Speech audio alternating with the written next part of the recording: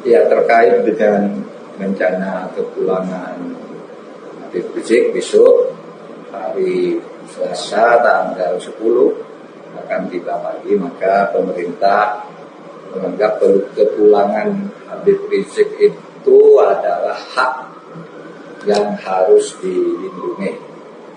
Karena dulu juga pergi, kita berikan haknya untuk pergi, bukan karena kita minta pergi. Sekarang mau pulang, kita berikan haknya juga untuk pulang. Karena dia adalah warga negara yang hak-haknya harus dilindungi. Dia mempunyai hak hukum dan juga punya kewajiban hukum seperti kita semua warga negara yang lainnya. Jadi sama kedudukannya di depan hukum dan pemerintahan. Dan pemerintah masih mencatat bahwa Habib Rizik ini pulang ke Indonesia untuk melakukan revolusi akhlak. Revolusi akhlak itu akan menimbulkan kebaikan, oleh sebab itu semuanya harus tertib. Silakan menjemput, tapi tertib, rukun dan damai seperti yang selama ini dianjurkan oleh Habib Rizik. Oleh sebab itu kalau mereka yang membuat ribut, membuat rusuh, kita anggap bukan pengikutnya Habib Rizik. Kalau pengikutnya Habib Rizik pasti yang baik-baik, pasti revolusi akhlak. Dan juga saya berharap aparat juga tidak usah terlalu berlebih-lebihan. Ini masalah biasa saja, anggap hal yang reguler.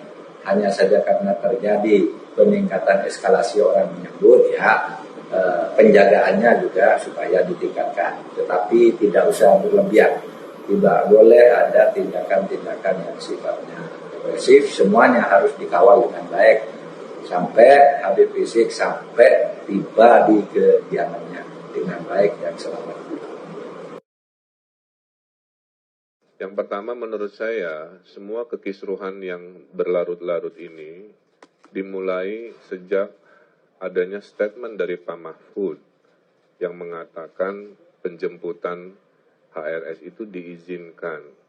Disitulah menjadi tafsir dari ribuan orang yang datang ke bandara, ya, selama tertib dan damai boleh, maka terjadi kerumunan luar biasa.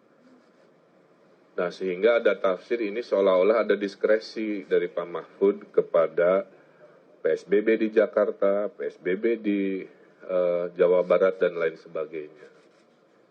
Dalam Islam, adil itu adalah menempatkan segala sesuatu sesuai dengan tempatnya. Jadi, beliau juga harus bertanggung jawab. Tidak hanya kami-kami, kepala daerah yang dimintai klarifikasinya. Ya. Jadi semua punya peran yang perlu diklarifikasi. Berikutnya, kalau Gubernur Jawa Barat diperiksa, DKI diperiksa, kenapa peristiwa di bandara tidak diperiksa? Berarti kan harusnya bupati tempat bandara yang banyak itu, gubernurnya juga, harusnya mengalami perlakuan hukum yang sama seperti yang saya alami sebagai warga negara yang baik, kan begitu. Ini kan tidak terjadi, ya. Jadi itu juga pertanyaan, ya. Kita kan negara hukum yang mengedepankan ketaatan dan kesetaraan di mata hukum sama.